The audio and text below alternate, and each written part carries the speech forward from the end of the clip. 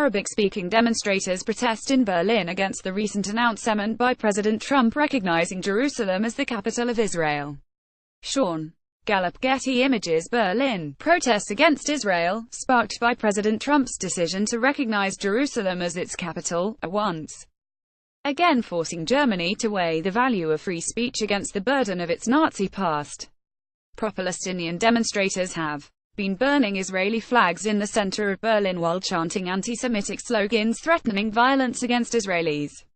One protest Friday took place only 100 yards from the city's somber memorial to the murdered Jews of Europe, a reminder of Germany's responsibility for the worst mass murder in history.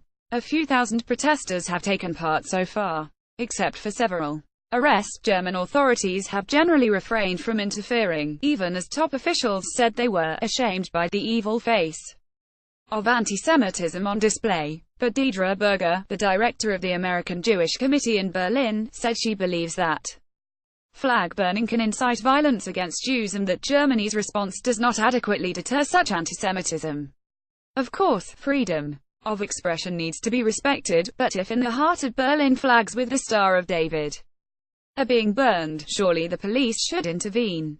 It's incitement even if it may not be a direct violation of existing law, Berger said. She argues further that Berlin authorities should hire more Arabic translators to monitor protest speeches. That raises another difficult issue. Although anti-Semitism is not hard to find among German right-wingers, the protests have sparked concerns among politicians and Jewish associations that Germany may be failing at preventing the proliferation of prejudices, especially among refugees.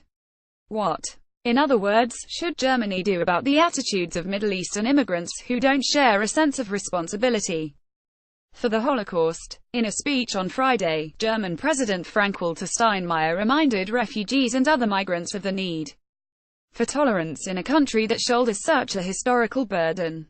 This responsibility does not recognize caveats for migrant backgrounds, and no exceptions for newcomers, Steinmeier said. A recent survey commissioned by AJC Berlin found widespread anti-Semitism among refugees.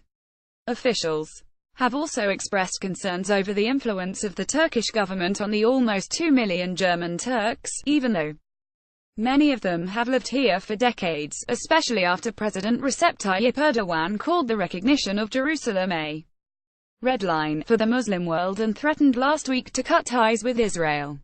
Research conducted by AJC Berlin has found that educational factors may have contributed to recent escalations at anti-Israel protests, too. Some teachers here, Berger said, were reluctant to discuss Israel and anti-Semitism in classes with a disproportionate share of second- or third-generation migrants, fearing a student backlash.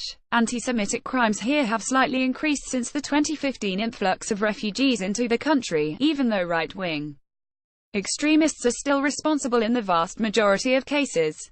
Far-right Alternative for Germany AfD politician Bjorn Höcke provoked outrage when he called Berlin's Holocaust Memorial a memorial of shame, and other members of the party have also recently been accused of fueling hatred. Flag burnings as a sign of protest may be common elsewhere, but they are seen as especially problematic in Germany. The country has had strict hate speech laws since the end of World War II. It is illegal, for example, to deny the Holocaust.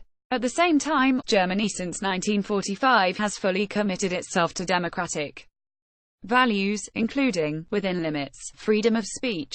Burning a country's flag is only a crime in Germany if it's an official banner, for instance, if it belongs to an embassy. If flags were bought privately or made by the protesters themselves, authorities are unable to intervene under existing laws unless they specifically prohibited the burning of items in advance of a protest. Germans are debating whether the burning of the Israeli flag is inherently anti-Semitic, and whether Germany's existing laws against hate speech allow anti-Israel extremists too much leeway. Protest organizers have in the past defended the burning of Israeli flags as being directed against the country's politics, and not against Jews in general. Lawmakers from various parties are nonetheless demanding tougher measures. It is Germany's task to protect Israel. We are obliged to guarantee that Holocaust survivors have at least one place they can always go. Foreign Minister Sigmar Gabriel, a social democrat, said December 14. We have been watching this unfold for too long already.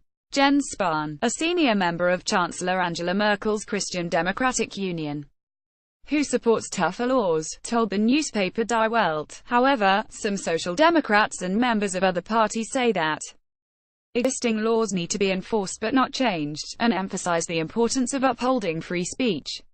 Opponents of tougher laws argue that authorities already have means to stop the escalation of protests, after officials explicitly banned the burning of flags at a demonstration in front of Berlin's central railway station last week. Protesters refrained from doing so even as they continued to voice strong attacks against Israel.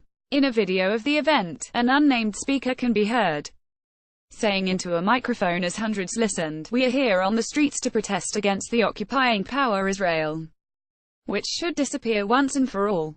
Berger, of the AJC, emphasized that longer-term approaches apart from tougher protest laws are needed. "We've heard again and again that anti-Semitism won't be tolerated, but what really matters are actions," said Levi Salomon, spokesman for Berlin's Jewish Forum.